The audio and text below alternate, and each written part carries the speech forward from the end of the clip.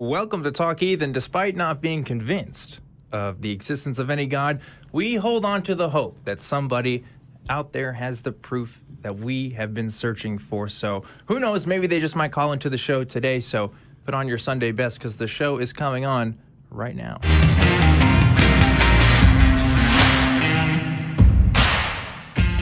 Hello, everybody, and welcome to Talk Heathen. I am your host today, ObjectivelyDan, and I am live in the Atheist Community of Austin studio with a great live audience here. If we could get that audience cam on, yeah. Listen to that crowd. Shout-outs to everybody that came in today. I believe we have some special guests. The Secular Student Alliance from San Antonio is visiting us, along with a whole bunch of people. It is crowded in there, right? Big crowd. Yeah, and if you noticed, we have a new host joining me today. You may have heard his voice before, actually, but Maybe. Those of you who've been watching the show, you guys know that we did some auditions a couple months ago, and it was great. And Jamie here was also one of our auditionees. So Jamie, a.k.a. the Blind Limey, is making his debut with the ACA here on Talk Heathen. Jamie, welcome to the show. Thank you. Well, there aren't really words to say enough thank yous for having me. Yeah. And so if you recognize this voice, Jamie, you've been a frequent caller for a couple of our shows. And some people may have had an objection to that. Look at me now. But about 6 months ago, actually, it was me and Jamie Boone hosting Talk Heathen, and you said you were in the Austin area, and I was like, why don't you just come down to the studio? And then like 30 minutes later, you did. You were here, and since then, you've been showing up kind of in the crowd and helping out in some different ways, and now you get to be a host today. So congratulations on that, Jamie. How do you feel? I'm actually really kind of groovy with it. Yeah. I thought I'd be more nervous. I thought I'd be more jittery, but I'm kind of like, we're in it now. Yeah, that's right. So why'd you pick the name Blind Limey, Jamie? Because I think that's an interesting one. I can give you a actual reference, but it's not a lie. I am legally blind. Yeah. I can't see at all. For the people actually watching at home, if I need to read something, I have to bring it up to my face to sort of about this level. Yeah. So it's great. I can't see any of the funny looks people give me when I'm walking down the street, just like being myself. It's cool. But You could have been like the Blind Prophet or something. oh, maybe. Limey's just know. because I'm extremely British. Yeah. And me and Richard Gilliver and the Skeptic are going to have a three-way sort of battle royale. We do need a Yeah. British. It's like a British bake-off, Yeah. but a British standoff, sort Yeah, of yeah. like last man standing. It's kind of like a sort of. Mexican standoff, only way more awkward. Yeah, a lot more tea involved than guns, maybe. But yeah, well, I'm so glad that you're here with me, and folks. We are here to talk to you. This is a live call-in show, of course, but we do have the audience today, so we might take some audience questions as well. So, audience, if you do have questions for us, we might get to you in just a bit. Before we get started, though, I want to let you know Talk Heathen is a product of the Atheist Community of Austin, which is a 501c3 nonprofit organization dedicated to the promotion of atheism, critical thinking, secular humanism, and the separation of religion and government. Talk Heathen is a live call-in show, and we have open lines, so you should get your calls in right now. The number is 512-991-9242, or you can call from your computer at tiny.cc/callth, and we'd love to do that. And before we get to the calls as well, we've been doing this thing, in case you guys haven't been watching it a while, we are taking answers from you guys from our questions for the comment section, the question of the week. We're calling it Talk Heathen to Me. So, before we get started, we're going to give you the answers for last week's question. Last week, we asked you, complete the sentence, I know we aren't intelligently designed because. And now we're going to show you our top three answers. So number 3, from Less Than Lucid, says, we know the human body isn't intelligently designed because humans are chock full of anxiety. And that's true. We're like anxious about a lot of stuff. And basically a clear plastic bag full of vanilla pudding and anxieties, basically. Yeah, vanilla pudding and anxiety. That's a good way to sum it up. So yeah, that's one reason that we can consider, but we also have two other ones. We got our number 2 answer from Craig Thompson, who says, we are not intelligently designed because we have to cut the tip of our pens off. So, you know, that's true. I get Do we? I mean, I guess. I don't know. To be honest, it's been a while since I do a lot of stuff on the computer. I don't really do that. So that's I don't talk about pens. Anyway, that's a joke. But yeah, so that's another way to think about this. But our number one answer comes from CNalt, who says, "We know the human body is not intelligently designed because, hang on, I'll finish this post after I clean my glasses." So yeah, there is that. That speaks to me. Yeah, I'm sure that does.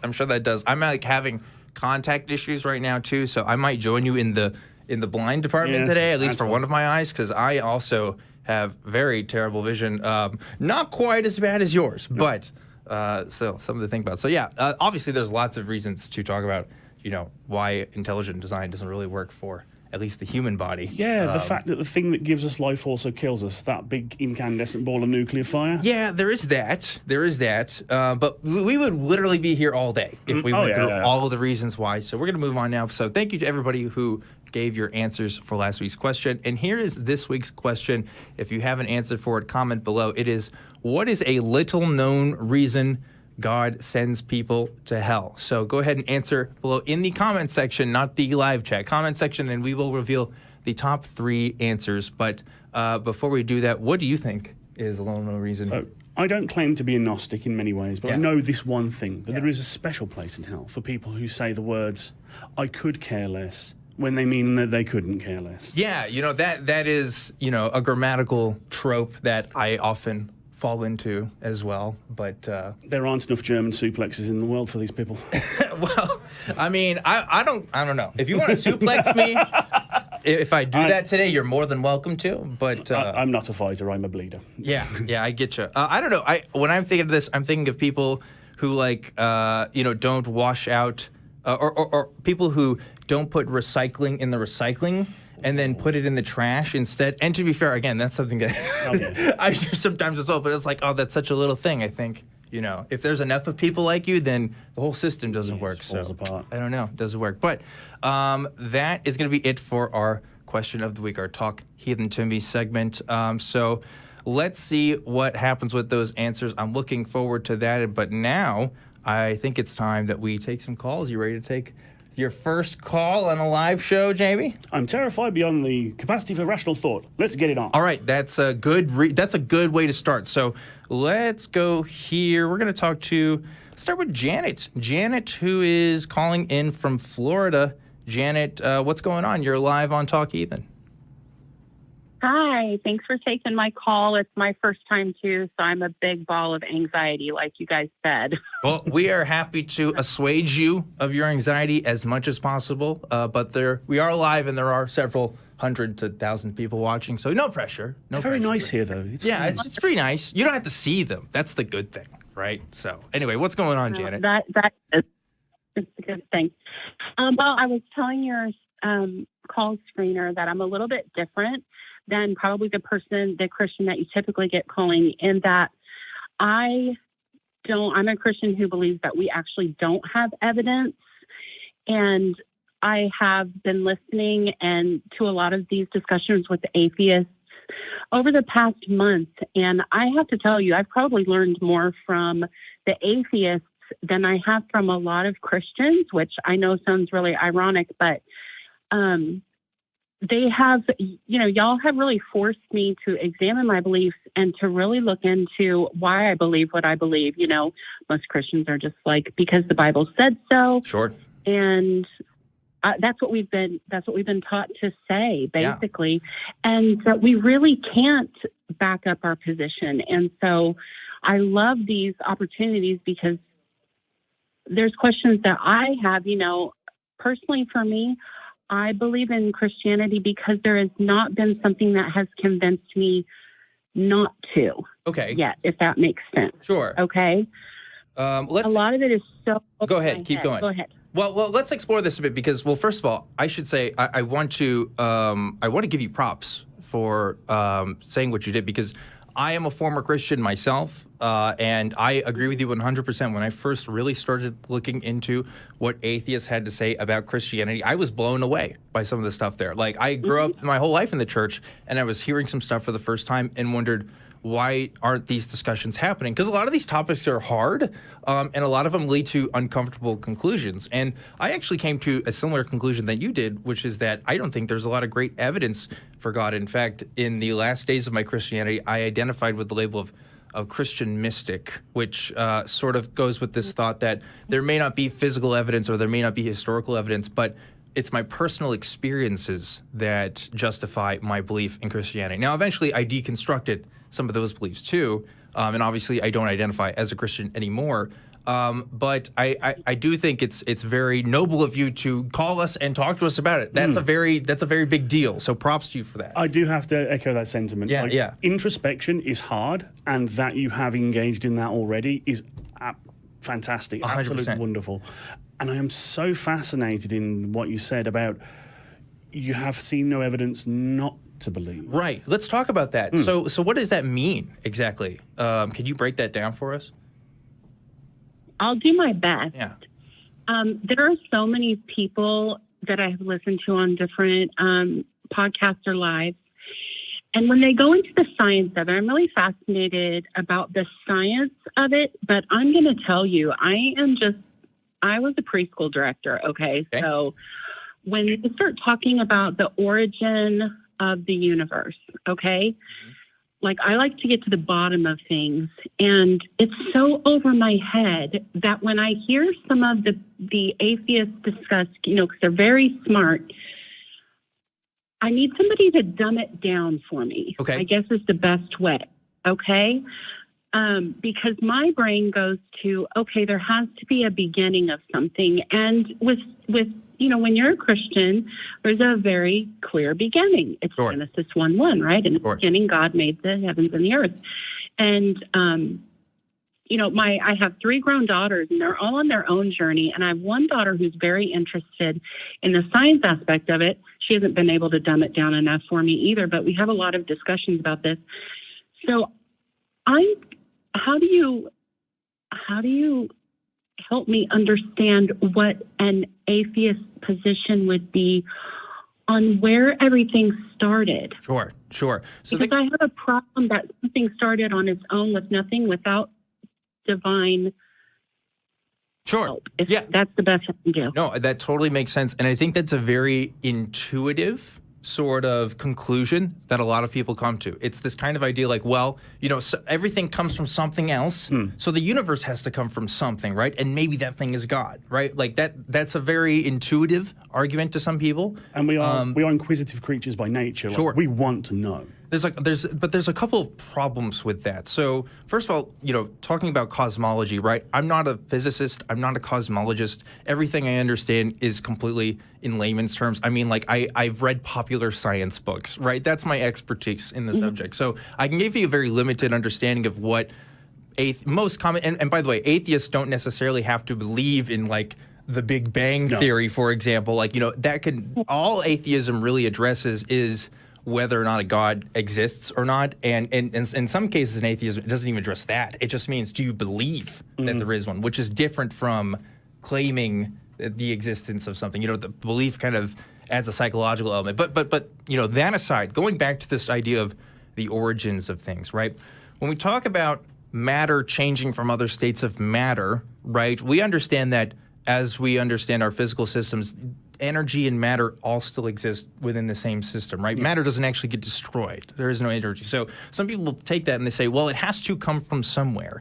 And the thing is, we don't actually know if it actually does. Now, there's a lot that we kind of understand about the origins of the universe, but there's actually a lot that we don't. The funny thing about the Big Bang is that the actual bang part of it, like the very beginning, we really have no idea to even measure or understand that beyond what's called the Planck time length, which is the shortest amount of time we've been able to actually physically measure. We really don't know anything. We can tell you about the expansion of the universe, but we don't know its origin. So there is a big question mark there. So as far as how did that happen? How did the universe come to be completely honest with you, Janet, I have no stinking idea. And people smarter than me, I think, would agree with that. Now, that being said, does the Christian answer to this idea actually make any more sense? And I would argue it does not. No. What does the Christian narrative say? It says everything that we know of today started in 7 days. Does that match up with anything that we've come to understand in science? Not really. We understand the Earth being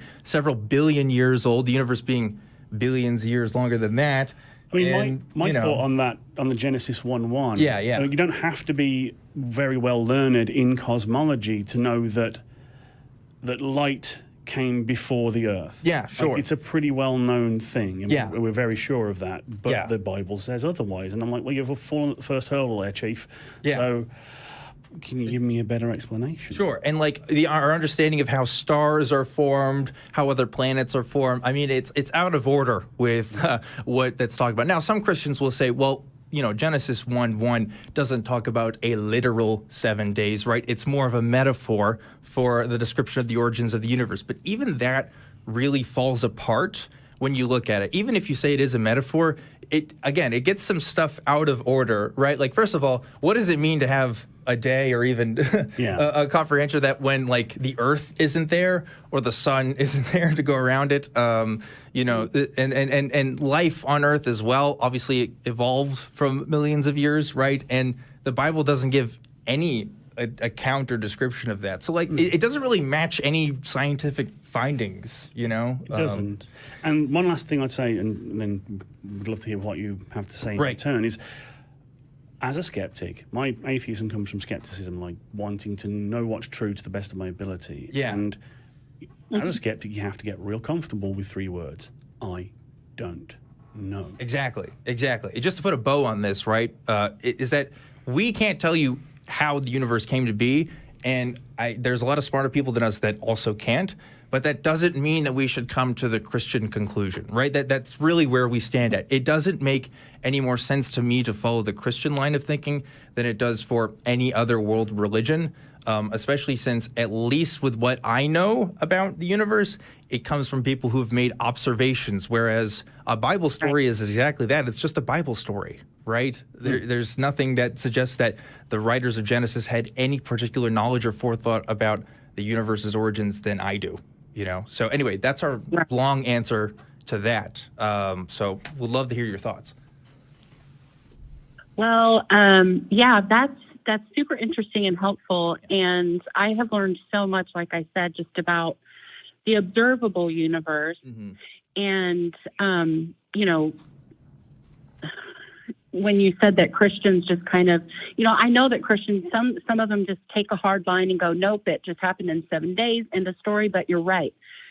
There's things we observe that do not jive with that necessarily. Mm-hmm. So we have to admit as Christians that there's a huge area of science that we don't know about that, points to evolution and things like that. So I'm kind of in that middle ground, of keep picking away at it though. Like, don't stop questioning, right? But don't feel like you have to force yourself, and also don't lose hope, because just because we don't know now doesn't mean we won't ever know. That's true. That's true. Yeah, somebody brought that up the other day when I was listening in on something. They're like, in 100 years look how much more we know now than we knew 100 years ago, just about the universe. I mean, it's absolutely mind blowing. Right. So I also think it's important to point out, too, Janet, and sorry to interrupt you on that, is that these observations that we made, the more we know about the universe, it didn't come from studying the Bible more. It came from doing the hard work and writing papers and making observations. And for some people, that's troublesome because it goes against our preconceived narratives about what we already believe. I know it was troublesome for me to kind of deconstruct a lot of that, but it has huge implications theologically, right? Like, if you are Jesus and you say, hey, I'm here to save you from your sins because Adam messed up, well, that implies that there's a literal Adam figure that existed maybe 1,000 or a couple thousand years ago. Yeah. And how does that make sense with everything else in the story, right? So, like, to me, the most likely explanation is that it's exactly that. These are stories, these are ideas, these are popular ideas, sure, that have given comfort to people and have given people a sense of, purpose and a framework to work on. But it's not one that I think I can adopt because it just contradicts against everything else I know about the world, right? So that's why I'm not a Christian. And I'm not saying you shouldn't be one either. You know, I know you're on your journey, but if you want to know why I'm not, that's why. And I think that's pretty convincing. At least it's convincing for me. So, you know. And what I'd say, go it's ahead. really enlightening. I'm sorry. Go ahead. No, please continue. Oh, I just think it's really enlightening. Like I said, I have learned so much from the atheist community, quite honestly. And I really like hearing, you know, especially from people who were in Christianity, because I think they expose a lot of holes that we have, a lot of gaps, a lot of weaknesses. And, you know, it's either going to force you to really look into what you believe, and you may be convinced even more strongly that you believe what you believe, or it's going to force you to be uncomfortable and address some things that are issues. And Yeah. I am really comfortable addressing those things. And I think any more talking, probably for me, I'm going to be out of my depth. Well, that is okay. We really appreciate. I don't want. No, We got other callers and stuff. we do have some other callers, but Janet, you know, we love having conversations with folks like you because if we're honest, at least in my opinion, if more Christians were like yourself, shows like this probably wouldn't need to exist. Absolutely. Right? I'd like to thank you personally for making my first call on Talk Heathen. Yeah. It's extremely enjoyable. Oh, Yeah. well, yeah. No, this was a great discussion. I really appreciate it, honestly. And just, you know, I'm just going to keep searching, Yeah. keep looking. Keep watching. Keep you know, hearing what we have to say. And we'd love to check in with you, see how you are on your journey in the future. But for now, I am going to go ahead and let you go because we do have some other folks that want to talk to us. But thank you, Janet, for a great conversation. Jamie, what a nice way to start the show. I'm starting to suspect that you set that one up for me because that was way nice. No, but never talked to Janet before as far as I know. But here's the big secret. We're out of our depth, too. On a lot of things, sure. I mean, the problem with doing a show like this, right, is when you talk about Christianity and what it actually addresses, it's a lot of fields. Oh, yeah. You know, we're talking about biology, we're talking cosmology, we're talking history. I mean, like pretty much everything. Yes, the nature of reality, which is a big, broad subject. Right. But you brought up an excellent point, Jamie, which is like we have to be comfortable with this idea of I don't know. And that's the thing. Christianity, at least my version of it, was something that said, yes, we do know. And this is the truth. But why? How do we know that? Well, that was kind of the problem, you know. Well, great. So you feeling good now? You feeling good getting the show? I'm brand new, mate. Started here. Yeah. All right. Well, I am glad you're here with us, Jamie, because I am enjoying my time with you. But before we move on to more callers, I have to tell you guys a couple of different ways you can support the ACA. So first of all, we do have merch that you can check out. We've got T-shirts, hoodies, mugs, the whole 9 yards. And of course, we have our limited edition T-shirts. This month's shirt is the official Taco Heathen shirt, which is a fantastic shirt. You should definitely check that out. And today's the last day to get that shirt because we are doing one special shirt a month. So if you like the Taco Heathen shirt, now's your chance. Go ahead and take advantage of that. Please, if you're watching this on YouTube, like, subscribe, hit the bell for notifications, and comment below on your favorite callers, favorite hosts. Give Jamie some love in the chat. You know, he can't see the chat right now, but he'll check it out later, you know, and see those comments. So thank you, of course, to everybody who comments and gives us that feedback. But another way you can support the channel as well is by becoming a member. You can do that for as little as 99 cents per month. All you have to do is hit that join button below the video. You get custom chat emotes, and you help perpetuate the mission of Talk Heathen and the atheist community of Austin. So something that pretty much a lot of people can do. 99 cents is not a lot. You know, I get it. The economy's not great, but I manage it. yeah, Just about. it's not a lot. But anyway, something to think about. One last thing as well. We are reading super chats. So if you have a super chat with a question or a comment, we would love to read as many as we can. So please send in your super chats, and they'll send it to us here, and we'll get to them as we go along here. So yeah, that's all the announcements I've got right now. And we're gonna go ahead and move on to our next caller. Let's see. Let's talk to Lisa. Lisa, who's calling in from Canada. Oh, Canada. Lisa, you are live on Talk Heathen. What's going on? Hi. I'm an atheist, first of all. Sure. But I have kind of a question. Just to, I guess, give some context. my question is, well, why does when something like kind of like unbelievable happen, like why is it sometimes tempting to think that there was some sort of like, I don't know, special involvement for something we don't like?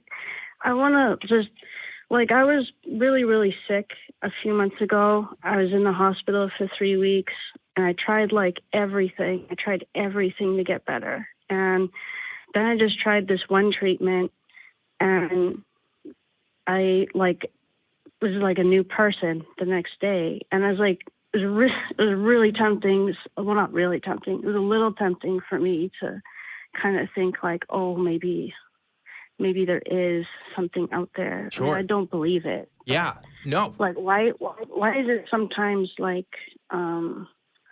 why does our mind like sometimes go there when something that we can't really explain or understand happen? A great question. I want to address this first, Jamie. I want to hear your thoughts. I mean, this is a great research question that a lot of people have tried to answer. So, like, a lot of people make this argument, right, that, look, if you look across cultures, there are lots of people that have religions, or at least are superstitious in one way or another. And some people say, well, that points to evidence that there must be something beyond us, right? Something higher.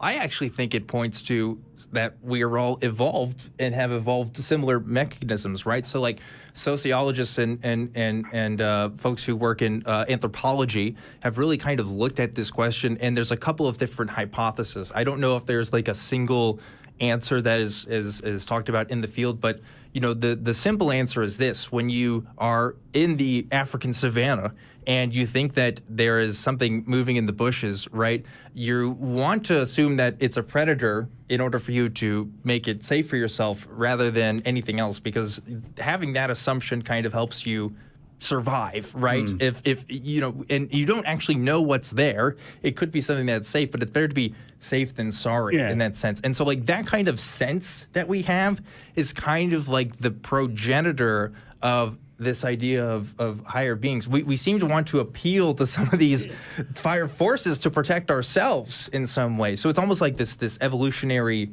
sort of concept. Yeah, right? we are pattern matching machines. Right, exactly. That's a better way to put it. Yeah. Which is why you get phenomena like pareidolia. I see a face in the cloud, or I see Jesus in my toast, or something like that. Yeah. We are deeply fallible, flawed machines that were brought up by the forces of evolution to essentially do the best we can with what we have. And unfortunately, in the modern world, with our higher thoughts and higher aspirations to knowledge, that can we can trick ourselves. Yeah. And so I think it's a combination. I think it's that sort of sense that we have of self-preservation, and also just the hierarchies that we've developed through religious institutions, right? Like we seem to have the sense that if we make certain kinds of appeals to the church or to, you know, the God of this religion, that it's going to help us in some way, right? I think it influenced that sort of self-preservation. And some of that has to be culturally influenced too, right? Because when I thought I was doing bad, I thought I would pray to God, right? Somebody who grew up as like an Aborigine is not going to have that sense, right? They don't care about the Christian God, if probably, right? They're going to care about whatever other kinds of forces are culturally influenced there. So, you know. And correct me if I'm wrong, Lisa, but I'm hearing a little bit in your voice, a little bit of hesitancy. Being susceptible to thoughts of superstition doesn't make you a bad skeptic, or a bad atheist, or a bad person. It's perfectly fine to have those thoughts as long as you can rationalize them away and even still act on some of them. I won't let people roll my D&D dice for me. There's no reason for me to not let them, but I still don't. It's irrational. Yeah. I know it's irrational. It's harmless. Yeah. So there you go. That's I mean, our thoughts on it. What do you think? I think that's pretty accurate. Like it wasn't enough to like actually make me start believing in God or anything like that. Sure. It was just kind of like, because like I almost died, like, so to experience that, it was like, I don't know. I also like, I don't know, maybe part of the reason why I thought that is because I was in a different I was in a different mind frame, maybe. It's a stressful time to be that sick, and I'm very glad that you got better. Hopefully you're on the mend. Yeah, for sure. I think part of the reason why, and it's like, I hope, no judgment or anything, but the thing that I was sick with is, like, I was, I have, like, a mental illness, and it was getting so bad that I just didn't want to be here anymore. And so, like, for when you're in, like, that kind of dystopian world, like, everything feels dystopian to you. Like, it's easy to feel susceptible that, oh, maybe there's something out there that, like, cured this or whatever. Absolutely. But, I mean, it wasn't enough for me to, like, actually, believe that there's, like, I grew up in the Catholic Church. I don't believe in any of that stuff anymore. Yeah. But, like, 100%. I was just wondering. You don't have to apologize for anything. I mean, like, look, if I got, I don't want to put a curse on myself here or anything, but if I got, like, cancer tomorrow, for example, right, and I found that, like, traditional methods of treatment weren't working, I might go out there and look at some of the other stuff. You know what I mean? Like, I think that's a very natural sense that people have. Again, it's your self-preservation, right? Like, if you are in a desperate state of mind, yeah, you want to look for whatever's going to help you, even if that means a higher power that you've previously been skeptical of. I don't think there's anything wrong with that. I think that's perfectly natural. I'm glad that you're finding the help now. At least it sounds like you're finding the help now, and don't have to rely on that, because for some people, that becomes their whole identity, right? Yeah. That becomes, that's what convinces them for things. And thank you for sharing that. Yeah. I know it can be tough to do that, and you didn't have to. We appreciate the clarification. Yeah. And I just want to say to anyone who's listening, if you're really struggling and you feel like you're ready to just completely give up and not be there, like, please go get help for yourself. Like, we do have the science to be able to help people. And I just want to relay that message to anyone who's watching, that it's okay to ask for help when you need it. That's a great message, and I think that's a great way to leave on this topic. Lisa, thank you so much for sharing that and being so open about what you went through in that circumstance. And yeah, absolutely, like that totally makes sense. I especially, a couple of years ago, if I found myself in that spot, I would definitely turn to Christianity. yeah, to help, I've got stories I could tell of myself and family members that have gone to superstition because of desperation. Yeah. And in the darkest times, it is easy to fall to it. And in my day job, I interact with people who are ill and looking to get help. And a lot of them are seeking those alternative, unproven things out of that survival instinct, or care for their family. Like, it's usually family saying, we want, like, my mom is sick, can you help them?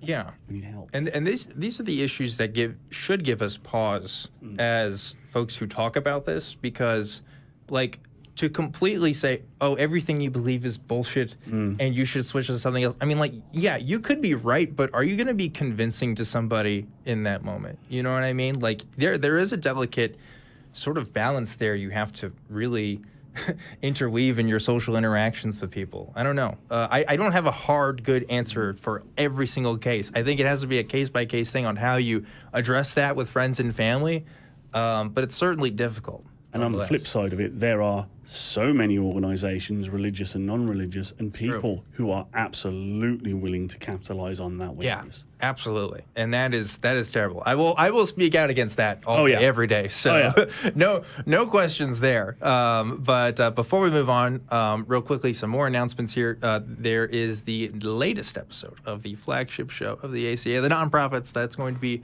premiering right after the show live at 3 p.m. Central. You can go to tiny.cc/YTNP or just check out this stream here afterwards. I believe it's going to be playing there, but a link to that is in the description either way. And of course, the ACA wants to know wants you to know. Excuse me, wants you to know what's going on in the community. I mean, they want you to know, but they want you to know what's going on. And for that, there is an updated website. So head to www.atheist-community.com questiongabriel.org, and you can learn about what the organization is up to and how you can get involved and when we're doing stuff like today where we're in studio. So check out the website if you haven't. One other thing, we love hearing from you. We like to know what you like, what you didn't like, and most importantly, what you think we could do better. So you can email the show. It's tv@atheist-community.org, and let us know. We'd love to hear it. And send your praises to Jamie today for, being an awesome co-host. I do have a tiny bone to pick with the non-profits in that. Oh, yeah? I watched them, and I saw lots of very, very insightful, very entertaining chat with very intelligent people, but I didn't see any flags or ships. Why are you lying to me? Damn. Well, listen, Jamie's coming in hot. It's his first day, and he's talking shit about other shows on the network. So I urge you, all of you, go watch the non-profits. Let's see. Just pay attention. Well, this is Jamie's last day as host today, so good to have you here, bud. But we're gonna have to escort you out of the building. Door. So, yeah. No. Definitely go check out the non-profits. Give it a shot if you haven't already. It's a pretty cool show. In my opinion. But we got some other folks here who want to talk to us. I think this is an interesting one. We have Arlindo, who is calling in from the UK. Arlindo, you are live on Talk Heathen. What's up? Oh, hi, Dan and Limey. How's it going? All right? Well, bruv. Hey. Look at that. Look at that Limey to Limey interaction here. That's great. Great. Glad we're here to start that dialogue. What's going on, Arlindo? Yeah, basically I'm here to address very quickly the higher intelligence question. Okay. And I think, there is someone I can talk to that I deem to be more intelligent. I don't know if I'd say, if higher is the right word, but I suppose, she would score higher on intelligence, maybe. That's not to say that she would remain more intelligent than me forever. I could improve on my intelligence. But, my wife, for example, is that a good answer? I mean, it's an answer. And while it's always a good idea to defer to people who you find wise, I mean... I don't really know. Yeah, I'm not sure. Wait, where are we going with this exactly? What's happening? I know. It's tongue-in-cheek.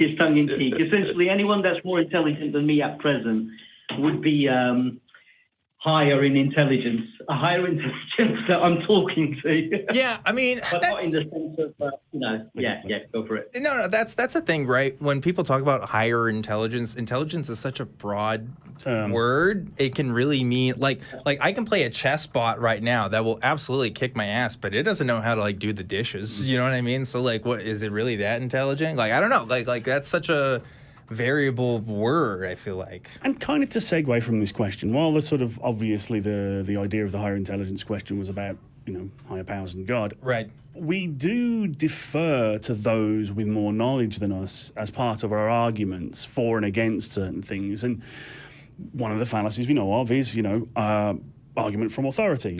They're more important, therefore they must know more. And so just to kind of hijack the topic a little bit, thanks for talking about people who you see as more intelligent. Yeah.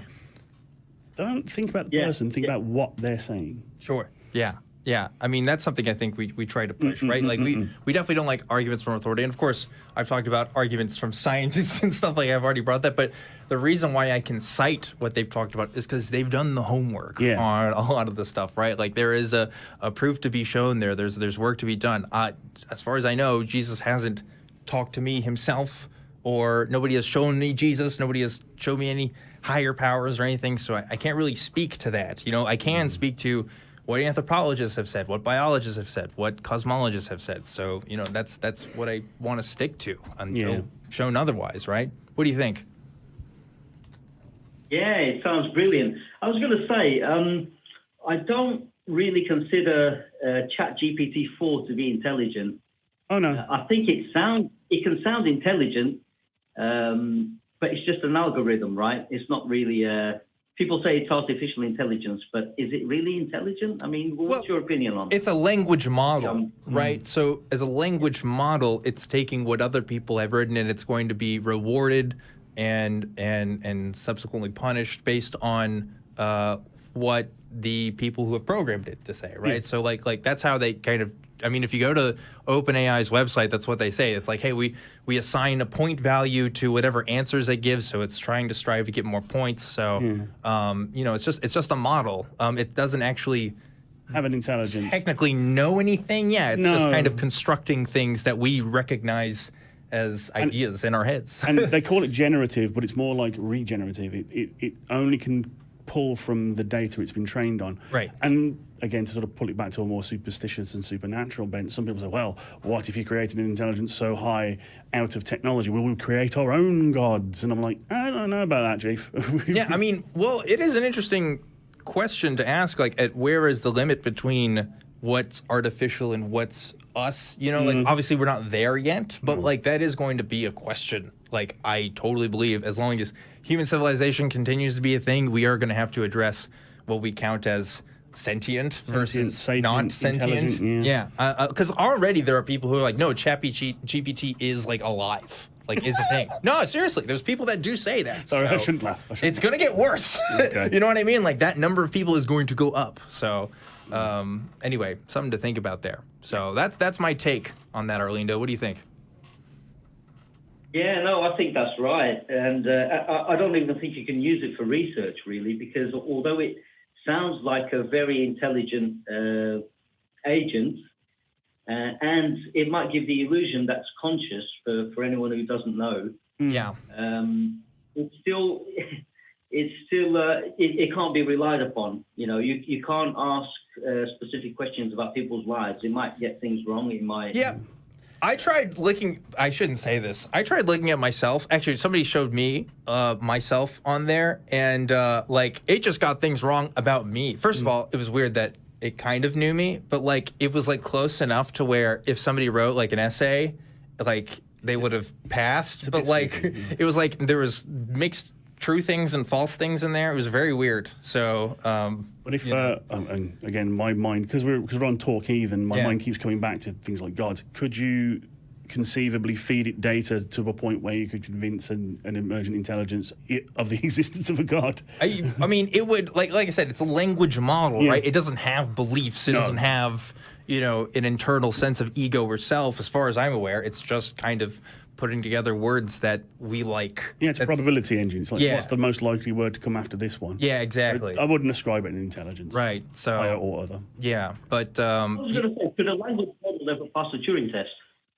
Yeah, I don't even know if there's people that say that the Turing test itself isn't even a good enough tool to use to describe, you know, like artificial intelligence, like what we consider to be past. I think you may have called into the wrong show a bit. Yeah, that's true. That is above my pay grade. I'll tell you that. I did computer science 23 years ago, so I am way out of touch on that. Yeah, he's still running. Like, we had to connect with him through dial-up, actually, when we were first getting him in. Before. Yeah, it was a whole thing. But anyway, Arlindo, interesting rabbit hole of discussion here. I'm going to go ahead and let you go so we can talk to some other folks. But appreciate you calling in on you know, some of those topics there of higher intelligence and whatever the hell that even means. Yeah, maybe I just phrased the question a little bit badly in terms of trying to get a response. But yeah, interesting thoughts. I don't think you phrased anything badly, Jamie. I think you're doing a great job. Isn't he doing a great job, everybody?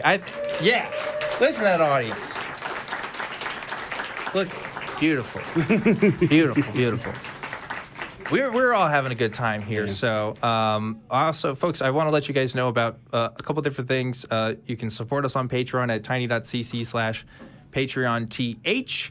And there is a channel that houses all of the shows of the ACA in podcast form. You can visit that at tiny.cc/AEN podcast if you're like me and you like to listen to stuff rather than watch stuff. You should definitely check that out. Of course, you should also check out the Talk Heathen Facebook group. It's fan run, and it's really cool. It's tiny.cc/FBTHG for that. If you like having discussions with like-minded people, run by fans for fans, of course. And in case you didn't know, Talk Heathen does have a TikTok and is going to be live before the shows on Sunday. I don't know who is actually on today. I should have heard that, but it's AXP. Yeah, well, Talk Heathen is doing it, and they're starting to do it for AXP as well. But yeah, if you want to check out the pre-show for before the show starts on TikTok. You should definitely check that out. I think it's really cool, and I think we are about at a point where we can. We got a little bit more time. I think after maybe the next call, we'll talk about the top 5 patrons. But real quick, one more thing as well. If you happen to be in the Austin area, May 28th, 2023, we will be broadcasting live from the Free Thought Library, just like we are doing today. So you can look at Talk Heathen being hosted by Forrest Valkai and some special guests. Atheist Experience is also going to be hosted by Forrest and Jim Barrows. So doors open at noon, and hope to see you there, just like today. Yep. So fun stuff there. JB, you ready to keep the discussion train moving? We're chugging along, chugga, choo-choo. Okay, I don't know where I'm going with that, but we are going here to the next call. Here we have Chris, who's calling in from Pennsylvania. Chris, you're live on Talk Heathen. What's going on? Chris, you are live on Talk Heathen. Can you hear us? Oh, no answer. Well, Chris, I'm going to put you back in the queue so that you can talk to our folks in the back, see if we can talk to you. But otherwise, I'm going to move on to another caller. I think this is a good one. We have, I think it's Matias. Please tell me if I'm not pronouncing your name correctly. Matias from Finland. What's going on? Matthias, are you there? Hello. Apologies. Yeah, hello. Nice. Hi, how's it going? Is it Matthias? Did I get it right? Matias. Matias. Yeah, pronunciation is other. What time is it in Finland right now? I don't know if I've talked to somebody from Finland on this show. 9:45, so. Okay, well, all right, 9:45, I guess. There's an answer. Well, what's going on, and what do you want to talk to us about? Yeah, so after the whole COVID situation, there has been a lot more street preachers, which is understandable. In Finland? But really? Yeah. Oh, and that's like the last place I'd expect there to be street preachers, I'll be honest. I thought you guys were not really into that stuff, but hey. Well, we are not. These have been like the literal first instances that I met them, so. That makes sense. Interesting. Okay. So a lot of street preachers going on in Finland. Well, there are some, but I don't know if they are in every huge city nowadays, and they are very obviously foreign. So, like, very few of them are actually native Finns. That makes sense. You know, evangelism is. I was going to ask how many of them are from outside of the country. Right. Well, we got to talk to those heathen Finns, right? I mean, if anybody needs to convert to Christianity, it's the Finnish people. Come on, yeah, for sure. So I guess, are you calling so that you want to know like how to deal with street preachers? Is that the call here? Yeah. What should I do with them? Because they are, technically speaking, I cannot like actually go and just yell at. Well, I know I could go and yell at them, but I don't think that is productive. So how should I approach them? Should I just like completely ignore them? Like most people just ignore them because. I think I think you should ignore them, to be honest. You know, like the thing is, if somebody who's put when you talk about people who do what they do and literally go to other countries to evangelize, often they're paying their own dime for that, right?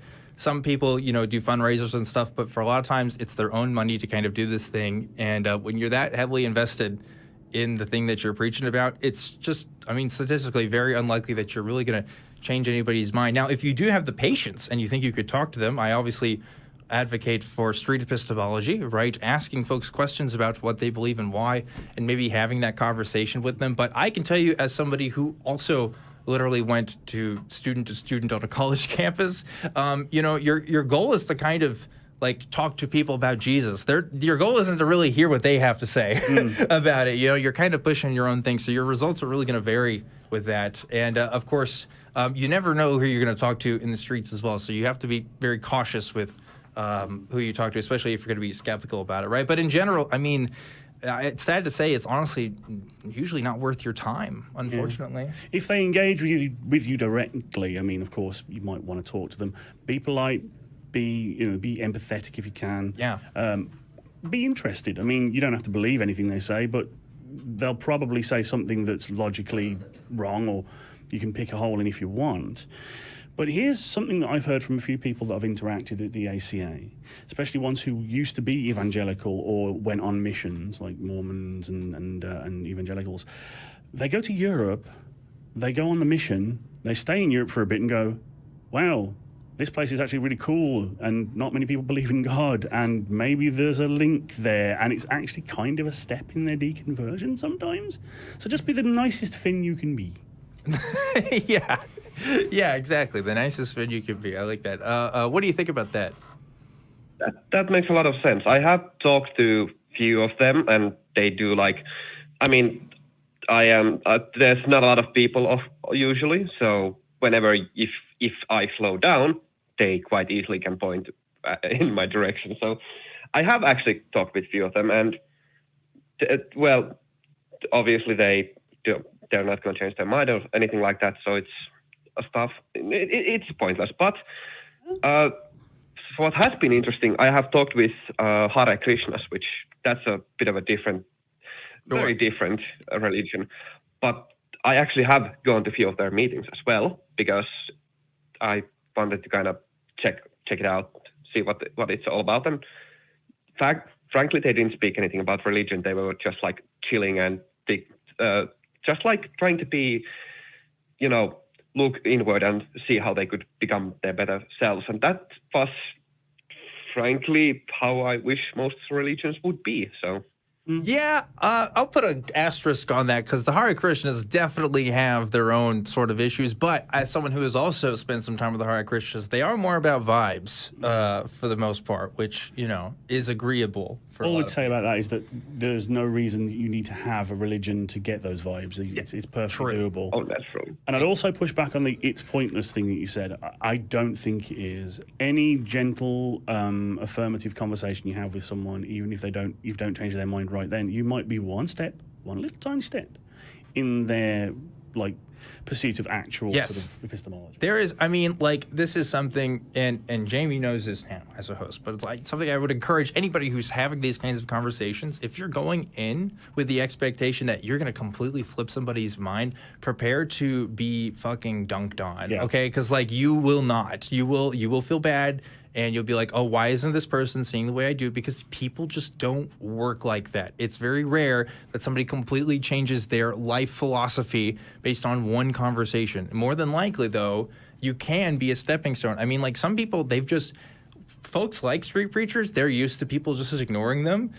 They may enjoy having a conversation with you that lasts more than 10 minutes because they may not even get that, So, yeah, you could be a stepping stone. But I think that's how you have to approach these kinds of conversations. I liken this metaphor to therapy. No therapist is going to be like, oh, you just need to come to one session to me and all of your problems are going to be gone. That's just not how therapy works, right? There's stuff you got to work on. And the same thing when we talk about really big concepts like religious beliefs, that's usually something you kind of have to work on for yourself. It's not something you flip a switch and suddenly you're different in a day. Maybe that it is for some people, but for most people, that's just not how it works, right? But anyway, I appreciate you calling in, and I hope your interactions with street preachers are useful and fruitful for you, which doesn't happen a lot with conversations with street preachers, but you never know. Maybe in Finland, things are different. I'm going to let you go now, but thanks again for calling in, and go get some sleep, I guess. Yeah. In the dark, cold northern. Oh, no, it'll be light. Because it's Northern Europe, the sun will be going down probably about 2 a.m. See, is he close enough to where it's like sun 6 months and then? Yeah, it's more northern than Scotland, and there it never really properly gets dark in summer. Yeah, well, I the funny thing about that, I've heard about the study of proxemics, which is this idea of how close people are to each other in certain social situations, right? So what's typical for Americans, what's appropriate social distance between people is going to be different from different countries. But Finnish people, as far as I understand, have the longest, distance between themselves and strangers. It's several feet away. It's I don't know. It's you guys need to huddle up. It's cold up there, as far as I understand it, but I've never been there. Anyway, talking a lot of shit about the Finnish people today. I don't mean to do that, but regardless, we got to move on here, and we have some super chats that I've been late to announce, so let's go ahead and read these. First of all, we have someone calling James, who gave us $5, who said, OD, love what you do. Blind Limey, nice to meet you. Oh, there you go. Yeah, really good. Another one from Ben Ravita, who gave $4.99 and didn't leave a message, but we appreciate the $4.99. Thanks for that. And looks like that is all the super chats we got right now. But again, we will continue to read them. So please send them in if you have them. Right now, it is time to give our top 5 patrons a bit of a shout out. So I got the list here, so I'm going to read it this time. So our top 5 patrons are going to be number 1, Dingleberry Jackson. Number 2, Ayame. Number 3, Oops, all singularity. Number 4, Daver Valjan. Number 5, Kalevi Halveti. And the honorable mention this week goes to Jonathan Hall, who was like our patron of the week, like last week on Truth Wanted, which is awesome. So thank you, Jonathan Hall, and thank you everybody who donates on that Patreon. You guys are awesome. And if you want to get a chance to be one of the top 5 patrons and get your name shouted out on Talk Heathen, hey, go to that Patreon and check it out. Maybe you get your name shouted out on the show. We literally couldn't do what we do without you. Exactly. So let's see. We got more folks who want to talk to us. I think Chris is now ready to talk to us. Chris from Pennsylvania, you're live on Talk Heathen. Do we have you? Yeah, I'm here. Hey. Awesome. Chris, what's going on? Not much. Just trying to enjoy up the weekend. Cool. So I see here that you want to discuss the origin of morality and how it affects society. Is that right? Yeah. Okay. So yeah. I know. Please continue. I'm sorry. Go ahead. I'm sorry. No. Okay. It's all you. So I was asked if I was a theist, and I am. I do believe in God. Okay. And I think that morality is very essential to running society. I think it's very it's like the glue that holds society together. Oftentimes when I talk to atheists, they tell me that morality doesn't come from God. They do tell me that morality is something. Well, I've heard that morality was something that was evolved throughout our species as evolution occurred. I just want to ask you guys, how do you guys define morality? Yeah, morality is kind of a tricky word.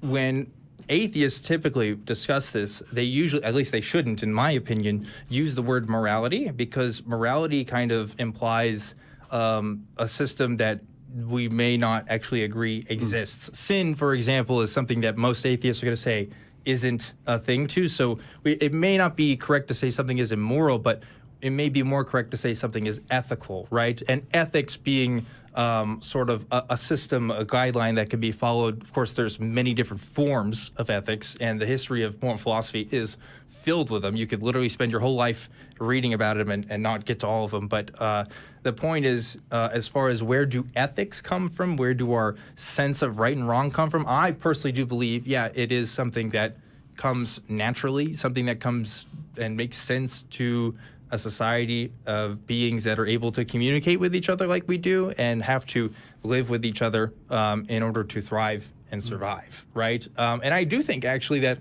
other animals at least have some form of right and wrong, but it's more so in the sense of what works in their best self-interest or in their own self-preservation. Like dogs, for example, you typically live in herds and will sometimes have pack mentalities and hierarchies within there because they understand following that system of ethics is going to lead to their own self-preservation, right? So it may not be right or wrong in some godly Christian sense, but it does lead to self-preservation. And I think that's how a lot of ethical systems are kind of based on. Yeah. Couple of thoughts on my end. Firstly, I ascribe to humanism. Yeah. The greater good, what does the most good for most people. And we are social creatures, so I believe that what we call ethics and what may be termed morality is a product of our increasing socialization and need to be a society. Morality, not the best word in my opinion. It implies judgment. Yeah. And I don't think you can be judged on morality. I think only the effect of your actions should be judged. Sure. But my question to you is, Chris, how do you determine whether something that comes from the moral code you follow, you say it comes from God, how do you judge that it actually is moral? Well, it's kind of hard to discuss that with atheists because they don't believe in God. I believe that things at the end of the day are kind of like binary. It either falls into a category of it is or it isn't. And I know, like, because I did want to, I'm sorry, I'll ask you a question first. That would be the way that I do it. It's binary. Either something is good or something is bad.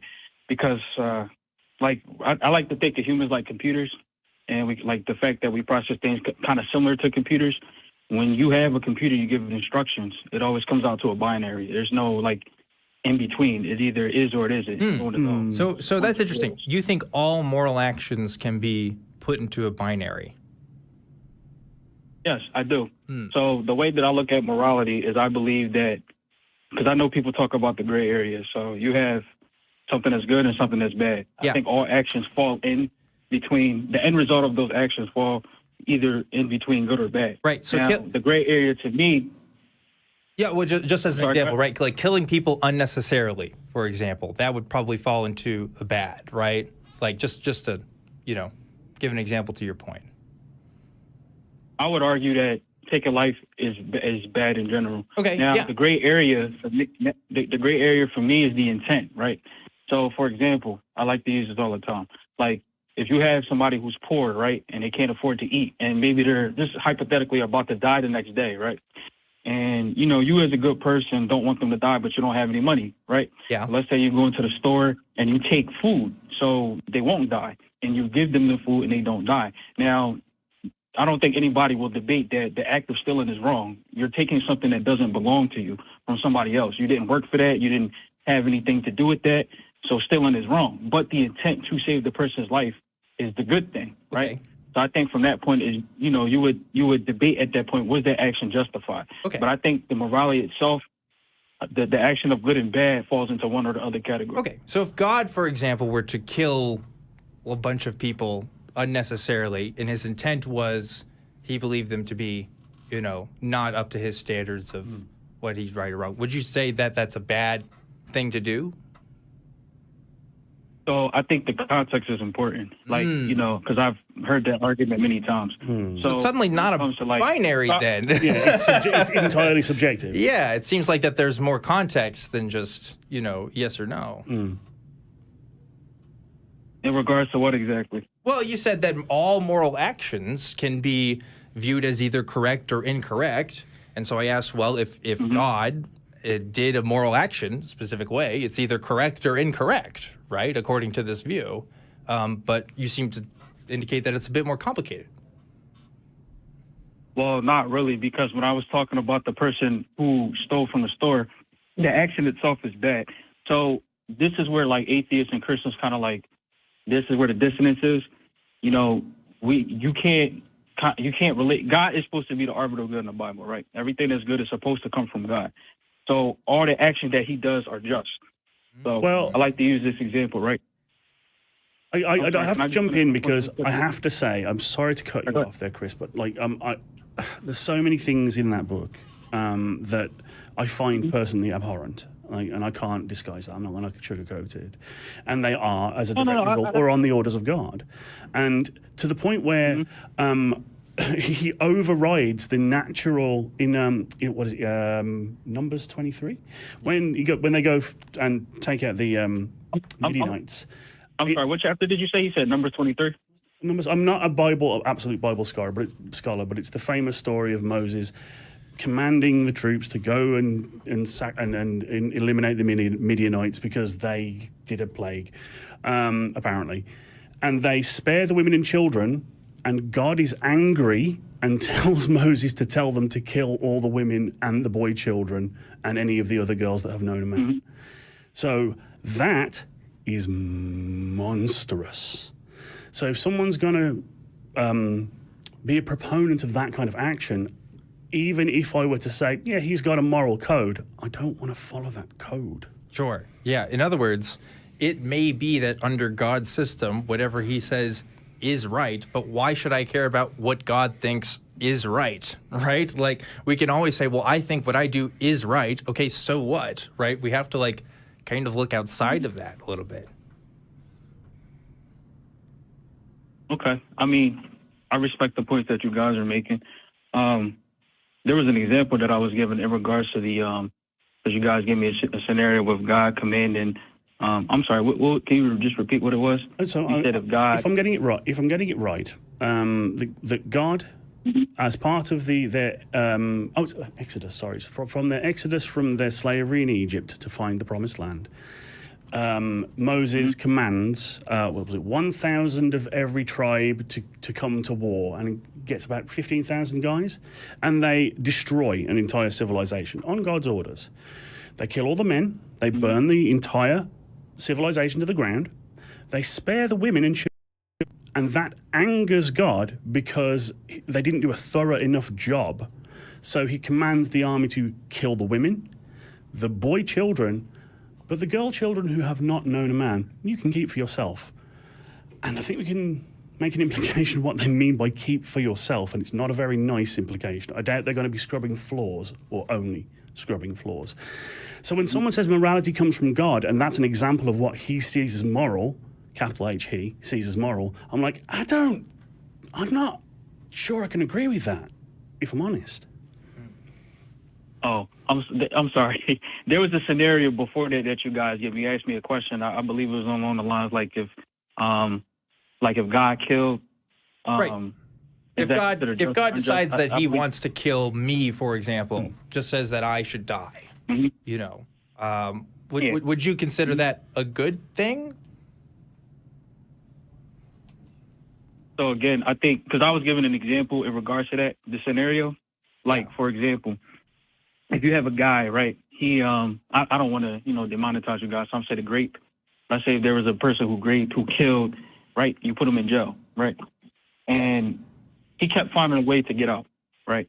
Because the position that I hold is something is good or bad, and for me, killing is always bad, right? But I also did say that, it's that gray area to see if it's just or not. So he keeps escaping jail. He keeps murdering. He murders people by the thousands, right? So you put him in jail again, and then he's breaking out. So the only solution you can do to ameliorate or just eliminate the fact that people are suffering is to kill this guy, right? I think it kind of go along with that same kind of principle. The killing itself, yes, I believe that, humans should not kill each other. That's what I believe. But again, that gray area that I'm talking about, is it just? I believe it is just in that case because the evil that he's spreading in the world, which is the killing, the raping and all the other stuff, is going to be basically non-existent when he dies. Sure, but so I guess to say that.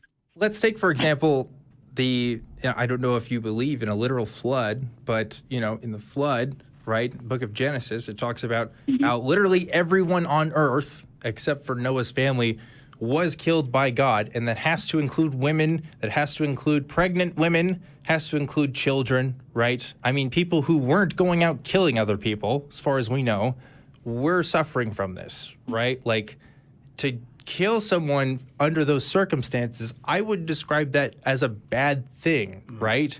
And I want to know, would you consider that a bad thing? Because you also said, killing unjustly is wrong. And I agree with you. And I think this is an example of killing unjustly, right? These people, again, you can't, the 5-year-old child that died in that flood is probably not going out murdering people. I didn't know that toddlers could be literally wicked. So what is the deal here? Do you understand what I'm asking?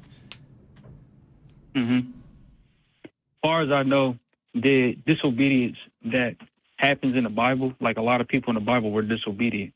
So, in God's eyes, or if you believe in the concept of it being a binary, anything that goes against that. So if you go against good, it's evil. You know what I mean? Yeah, and I agree. I think killing toddlers is evil. Do you agree? Killing toddlers in the flood? Yeah, this should be like a no-brainer, I hope. Right? Killing toddlers in a flood is bad, right? That's evil? I mean, again, it's a lot of context. I don't think there needs to be context for killing toddlers in a flood. No. That's the problem, right? Look, Chris, I'm sorry to interrupt, but this is what Christianity does, okay? It justifies terrible, terrible, terrible, terrible things because you feel an obligation to a God that says this is right because I say so. That's it.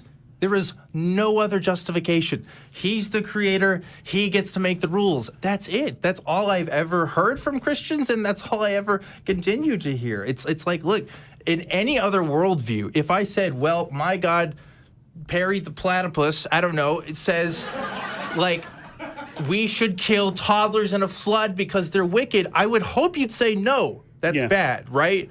Because you're not a Perry the platypusologist or whatever my followers are, and you think that that's evil. Because like we have the capacity. This is what we mean when atheists say we talk about ethics. We have a capacity to evaluate what is beneficial for us and what is not beneficial for us. And let me tell you, it's a really simple thing. Killing toddlers in a flood, that's an easy one. Don't do it. I don't think you should do it. And I'm not a big proponent. Wait. I would like to say this, Chris, and I'll let you speak after this, I promise. But would you take any other authority that goes with do what I say or you're dead?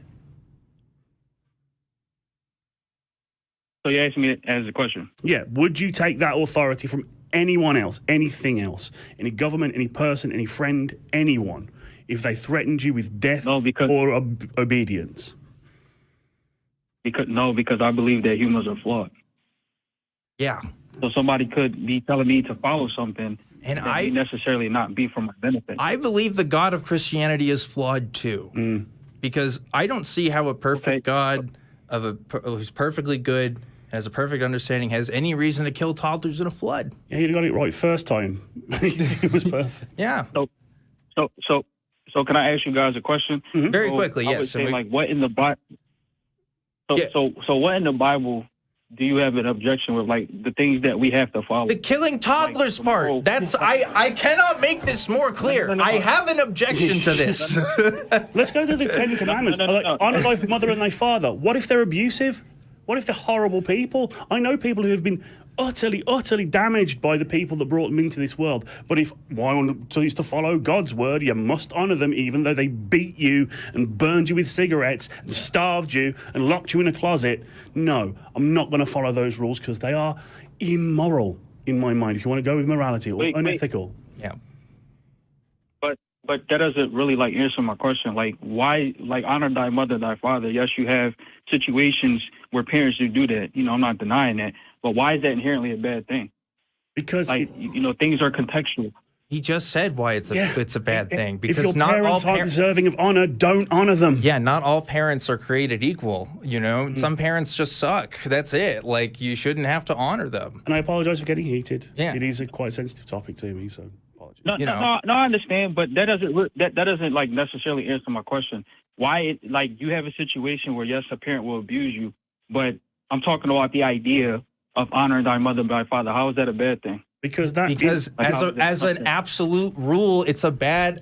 Chris, if Hitler was your dad, you don't have to honor him. You know what I mean?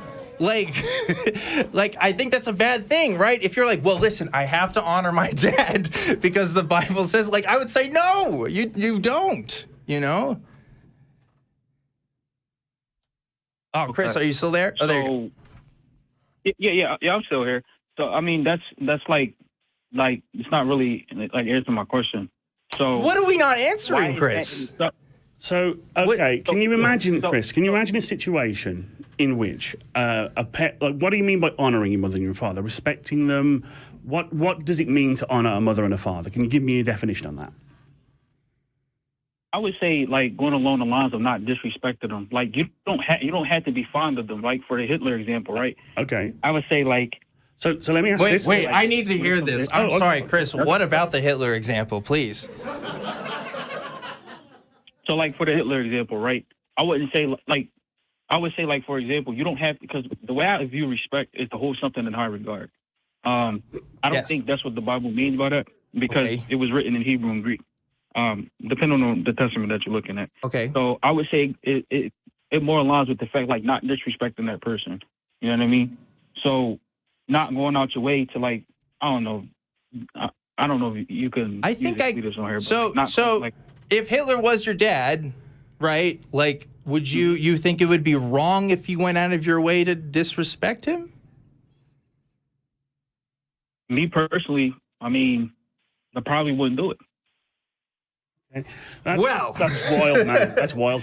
That is the difference between you and I guess. If Hitler was my dad, I would be like, yeah, man, that's, not a fan of your work. You know what I'm saying? Like, I'm not honoring that. So that's. Hold on. I'm sorry. I just need to interject. The reason why I say I feel like my question is not being answered because that's like an extreme. I feel like you could take extremes in any. Okay. Well, let me give you a less extreme example. Chris. Okay. Let's hypothetically say you know someone who has a kid, right? And they are letting that kid run amok. They're not disciplining them. They're not properly cleaning up after them. They're feeding them nothing but junk food. They let them watch R-rated movies, even though they're 10 years old. They do they're drunk around them. They do drugs around them. They're just a crappy parent. Would you respect that person to person? You talking about the parent? No, that person from who the is kid's point of view. Who is from your perspective. Or that too. Yeah, from your perspective, that person is a bad parent. Would you respect them as a person? Probably not. I wouldn't probably want to hold them in any high regard at all. Then why does their kid have to? Huh? Then why does their kid have to? Just because they're related. If you won't respect him, why do you demand the child has to? Well, again, I mean, I believe that when it talks about respect is to hold something in high regard. I don't think God is going to be mad at you if you don't hold your parents in high regard. I think there's two different things. Okay. Again, I don't believe that the word. I'm sorry. Well, I don't believe the word respect is the same concept that we use today. What do you think they meant? Like, what do you think that rule was asking? So, like, for example, like if you had a situation where your mom's abusing her, don't call her, F and bitch, like something like that, So you think it talks about don't cuss your mom out? Like that's what the Bible author's intent was? Well, don't disrespect. Like that's one of the things that entails disrespect. That's what I mean. But I don't feel like this still answers my question. So if we like those extreme examples, if we take those out, right? How is that inherently bad to show respect to your Because they're not extreme examples. They happen every damn day. There are children who live with abusive parents and shouldn't have to feel obligated to listen to anything what they have to say about anything. And in fact, it's damaging because if they do believe that they must honor their mother and their father, they won't do anything to get themselves out from under that awful situation. Right. I don't, but see, that's the thing. I feel like you can do that. You can get yourself out of those situations without having to disrespect your parents. That's what I'm saying. Like, I feel like a lot of nuance and context is being missed here. I'm not saying, well, if your parents tell you to smoke weed or drink or cut yourself, listen to them. I don't think they're saying that. I'm just trying to understand, like, how is that bad for society? I mean, we would agree, like, a lot of stuff that's going on in schools today, like, kids fighting their teachers is because there's a lack of respect, not only for the parents, but the teachers as well. I think Jamie already made a great example of this, right? If you wouldn't show respect to someone who's abusing their child, why should the child show any amount of respect, period, towards their abuser? Right? Because that's all they are in that situation. They're less of a parent, less of a caretaker, and more of just an abuser, right? I don't think they're owed any amount of respect just because the Ten Commandments says so. There's no reason. But look, we really do have to wrap this up because we got to move on and talk about it. Thank you for calling us, Chris, about this. But clearly, again, this is the difference between how I used to think about ethics and morality versus how I do now. I do not feel an obligation to listen to interpretations, literal or otherwise, of a text to tell me, well, this is how you should live your life versus... What does honor even mean? I don't know. Yeah. I mean, again, for simple questions like, is it okay to drown a toddler? I have very easy answers to that. I don't have to cite context. There's no context for that. And that is the difference between the systems that we come up with as atheists, which, again, are secular in origin, and are human-focused versus ones that demand obedience to some sort of divine higher authority that we can't see, hear, or interact with in any meaningful capacity. So there you go. That's my take on that. Hopefully we don't have to elaborate any further. So real quickly, I think we got time for one more caller. We got audience questions. Actually, we're going to do that in just a second. But real quick, before we get to our audience, have you ever said to yourself, I really love the content the ACA creates, but I wish there was a way I could get it all the time? Well, we got you covered. There is a 24/7 live stream of the Atheist Experience that you can go to right now. Don't do it right now because you're listening/watching to this, but after this, you can check it out and tune in at any time of the day to experience the clips from old stuff and new stuff. There's from specials and content that has existed for 26 seasons of the Atheist Experience. And check in with the chat there as well. There's usually other people there, and it's a good time. So check that out when you're not watching/listening to Talk Heathen, preferably. But I'm not your parents, so you don't have to respect me. I listen to it as I go to sleep. So anyway. I respect you. But I listen to it as I go to sleep at night. I use it as white noise. Not that it's not nonsense, but it's just a wonderful way to just drift off with these. He's saying the Atheist Experience hosts are so boring that he can fall asleep to it. Jamie, you're 2 for 2, dude. I'm one more strike and I'm out of here. He's oh boy, you're gonna have some fun conversations with AHP hosts today. But we're gonna switch to a audience member here who has a question for us. If we can get that camera on screen, there we go. Audience member, what's going on? Hi, I'm Gabriel. Now, I was wondering, was the dumbest thing someone's thought you did because you're an atheist? Ooh, so what's the dumbest thing someone has thought we believed, or? Yeah, believe. Okay, gotcha. What do you think? Someone, and it was in the YouTube comments of a video, of course, so take it with an extremely large grain of salt, but someone said I was afraid of the truth, that I was afraid of knowledge, and that I was closed-minded, and I'm like, no.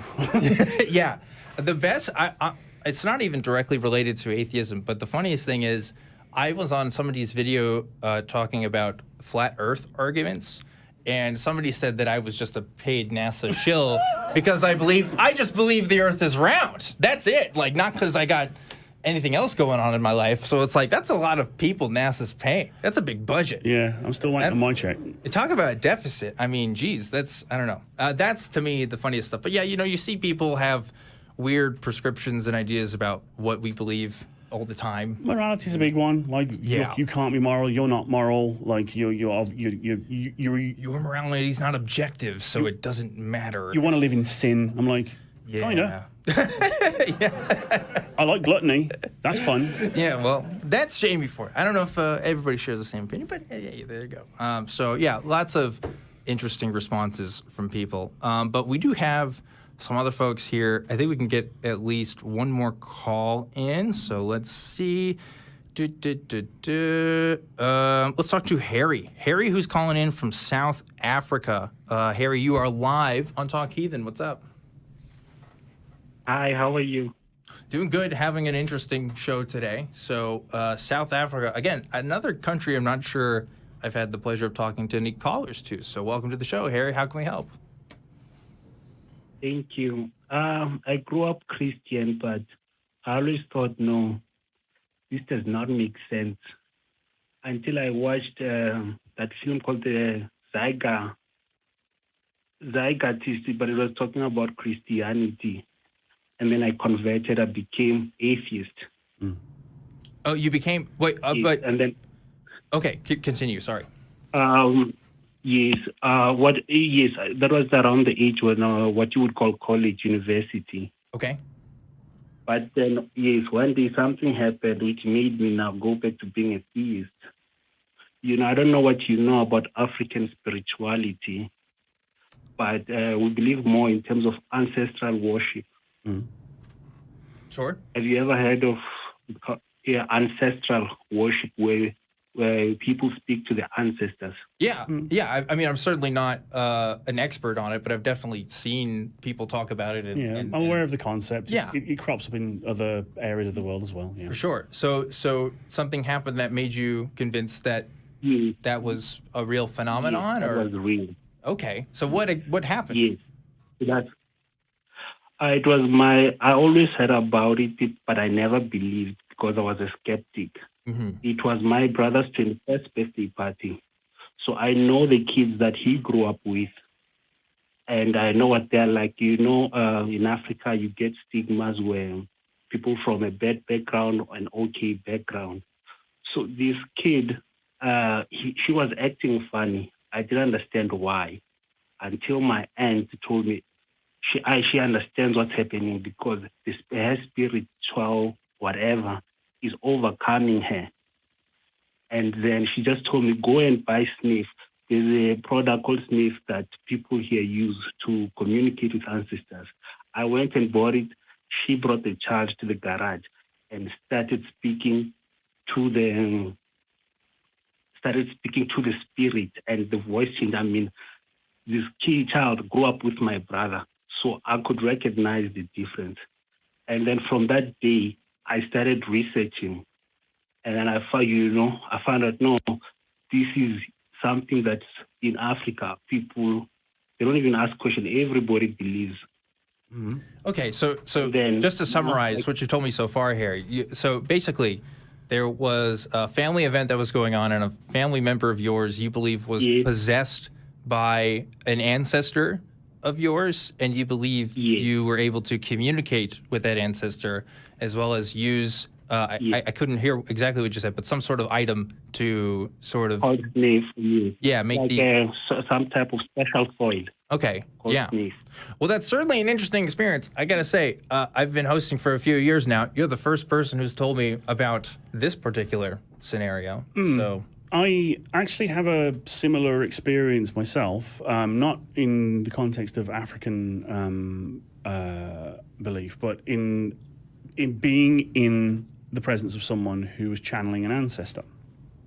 It was in the context of a spiritual healing, where the doctor was channeling the spirit of an older genius doctor of his past, the person who was performing on me.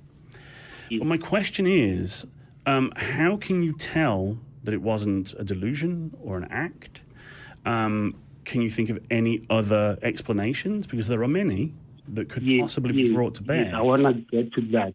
I didn't just, convert like immediately. I did research. Like any good theist, I wanted to spread this evangelical.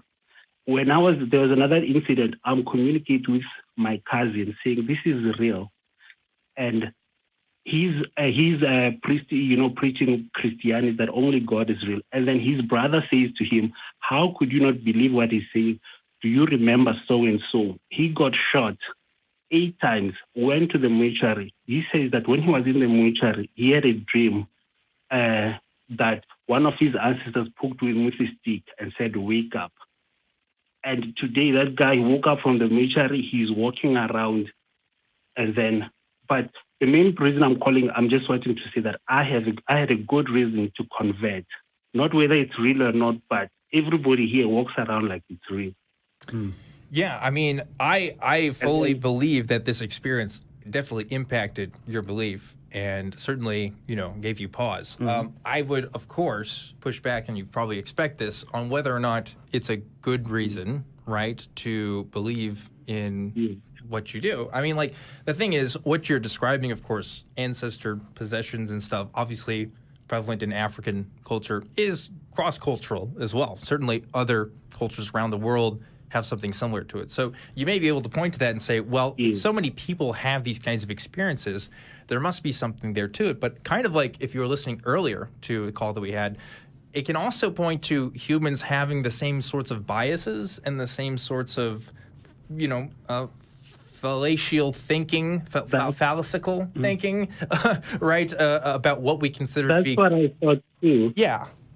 I mean, like, the thing about ancestor worship, right, is that the mechanisms by which we can sort of do that are very dubious to me in some regard. As someone who believes all we are physical beings, right? I don't know what it means if a spirit is talking to you. What is it? I don't know. Like, I don't know what that means. I don't know. Are they coming from a spirit world? Let me try and explain it. Sure. There's a spiritual plane. I don't know if you have researchers there who can look up, the history of vaccines in America. At vaccines in America, yes. Yes. Yes, because the way that I was told with my research is, the slave owners wondered, why aren't you Africans dying? And then the African lady said, no, ancestors told us to take the bit of the disease, cut ourselves, and then you wrap it there. It's something which is common even today in Africa. My dad has the scars. We never died from, what is this? The one, rickets. I mean, this malaria. Like, we knew what to do, everything. We know the COVID. You understand? When it starts offering predictions, you know what I mean? Like, if we're not denying that ancestral peoples had insight and came up, like, through their efforts, came up with these excellent solutions that have now been refined over the time. Yeah, inoculation and all that kind of stuff in cowpox. It is fantastic. But when you say your ancestors told you, they probably told each other while they were still alive. They didn't. Do you believe that they withheld this knowledge to pass on until after they died and only did it through dreams or spiritual interaction? Or was it just several generations ago it was passed between families and peoples? Maybe, but I don't know. Well, maybe. The problem with stories like this one... today... Yeah, I mean, the problem with stories like this one, Harry, is that I can't be with you at that family event and be your witness to that and say, hey, it happened the way exactly you're describing. I'm hearing this, secondhand from yourself, right? So it's hard for me I can never tell you exactly what happened in that event because I simply don't know. But I can give you possible alternatives. Some I'm sure that you've heard before, but ones that you have to really deeply consider in order to understand what it is that we're talking about here, right? Because, like, if ancestor worship and ancestors were able to possess people's bodies, I mean, that really has to change our understanding of the world, right? Like, if that was true, then certainly other things about the world have to be true. And, like, I don't know if my worldview can really allow for that. And unfortunately, anytime anything like that has been investigated, it's either found to have had a completely normal explanation, natural explanation, or has been found to be a sham. Yeah. The supernatural has never been proven. We live in a world where... I have to push back on that. Go ahead. Because, here in South Africa, there's actually medical bodies where it's an institution, and they also have spirituality where it's an institution where they work side by side. I mean, could they be doing that for nothing? I don't know. There has to be something. Well, a lot of health institutions do work with the background beliefs of their environment, right? Like, if you go into the United States, for example, it's very common that when you're filling out forms, they ask you what your religion is. And that's not so that they're going to perform some sort of ritual that's specific to your religion, but there may be things that they have to avoid or things they want to be accommodating for because it gives them better access to quality health care. The vast majority of hospitals in this country were built by religious organizations. Names like St. David's and St. Luke's and St. Joseph's, Yeah, but again, like on that point, right, that's almost an argument from authority, right? Like if the supernatural is real and if people are being possessed, I want to be able to talk to that person, well, personally, but also, like, I need to see that outside sources are able to really verify this. And I don't know, that'd be a tough one. I mean, I guess it would have to be things that an ancestor could tell you that nobody else could. But even then, that's very hard. I love it to be real. I was so much love. I want to be the first person who has ever shown how to generate electricity, thinking it was the purview of gods before then. I want to be that guy. Like, no, we can do it. You know what? I watched a lot of Heathen atheist experience because it helps, fend off Christians. Because we have a lot of them here, I mean, they are banning witches and all sorts of horrible atrocities. Sure. Yeah. But I just want to say, if, because I've socialized with a lot of these people, when they're next to each other, their spiritual antenna or whatever, they go off, like, literally, they can't be in the same room. I don't know. I just wonder what would happen if we were to put people like that on MRI scans and put them next to each other. I wonder what that would mean. I wonder what that would be too. Yeah, interesting. That would be an interesting thing to study and to look at. But yeah, I don't know. It's one of those things, right, where it's like you have to, as skeptics, we want to be able to build cases of verifiability, right? We want to be able to see where we can check what I mean, whether a belief is verify true or not. And the thing about possession stuff like this is there are a lot of ethics that are complicated in a situation like this, whereas a study like that could I would not use not the word pass a lot of possession. ethics I would boards. use the word more like a passenger. Sure. Yeah. I would not use the word possession. I would use that it's like a passenger, your spiritual God, they speak to you. If, for example, I have a problem and I need a healer, I would go to the person. The person, through their spiritual passenger, would be able to communicate with my ancestors. Dude, Harry, if you could get my ancestors to possess me and then talk on this show, that would be pretty cool. That'd be cool. I mean, that's not just saying.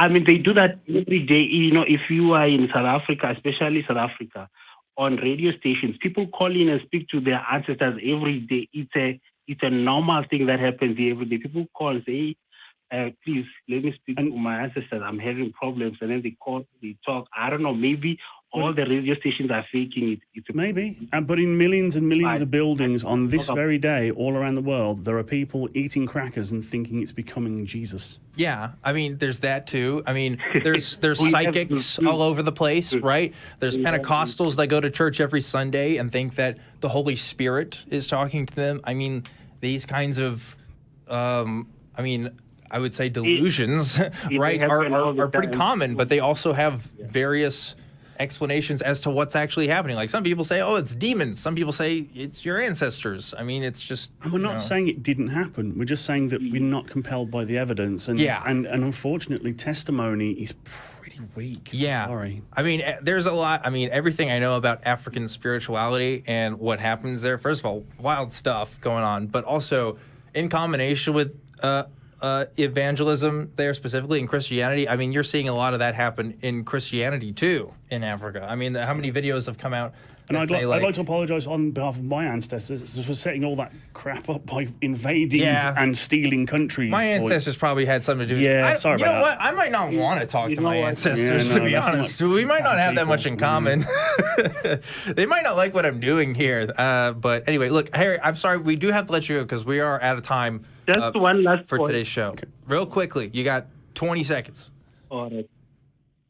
You have one more question? That's the point. Or, you know, the Khoisan people, the San people, the Bushmen, they made this cyanide poison that it took, I don't know, the Germans how long. When they asked, how did you know? They said, our ancestors told us.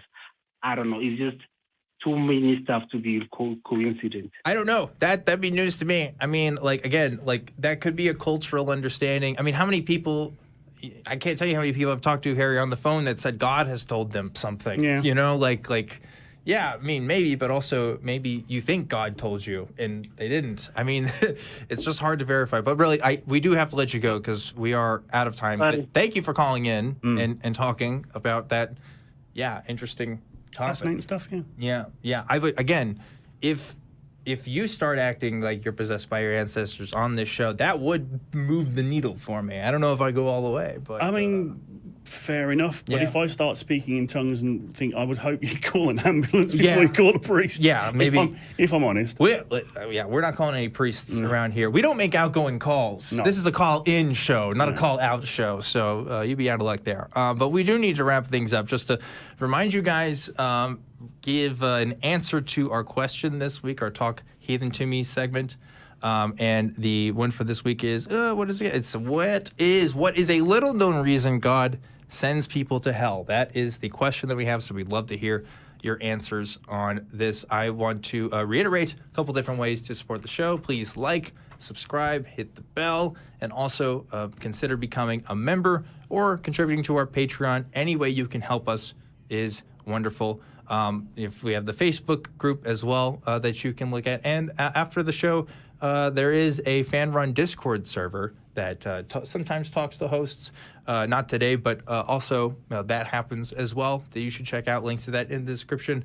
And lastly, just to reiterate as well, there are audio versions of this show that you can find if you don't like watching the video.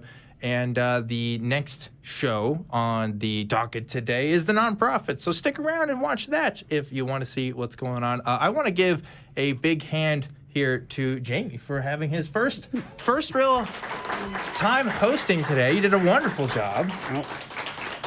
I did all that may become a man. He who does more is none. Yeah. Yeah, and also I want to give a special shout out to the audience today for joining us. Thank you. We'll give a hand to you. Thank you guys so much for being here and supporting the show today. It's been really fun being back in since COVID and stuff. I'm glad we're able to do this at least once a month. So consider coming by next month and hanging out with us. And of course, last but never least, we have to thank the wonderful, fantastic, amazing Stupendous crew that helped make this show happen. Give a round of applause for the crew who work behind the scenes and work very hard making sure that we are still on the air, even though we constantly make efforts to make sure that we stop being on the air for all kinds of reasons. But we also have to give our love rings. And Jamie, I'm going to let you start the love rings here. Can you get it out there? Let's see. Oh, there we go. Always a little bit of delay. Oh. The love rings, Well, they have to... It's my first time. I'm a little bit No, nervous. it's not you. It's the electromagnetic interference between the rings within us that communicate with the equipment. There's a bit of a delay. It's due to quantum fluctuations and stuff. There's a lot going on there. I'm not an expert on the science, but there's something going on there. So love rings to all of you who are watching this show. Thank you. Whether or not you believe, if you are an essential worker, we of course want to thank you. And if you don't believe, this is your community. And if you do believe, we don't hate you. I'm just not convinced. Thanks again, everybody. This has been Talk Heathen. I'm Objectively Dan. This is the Blind Limey Jamie, and we are signing off. Have a good Sunday.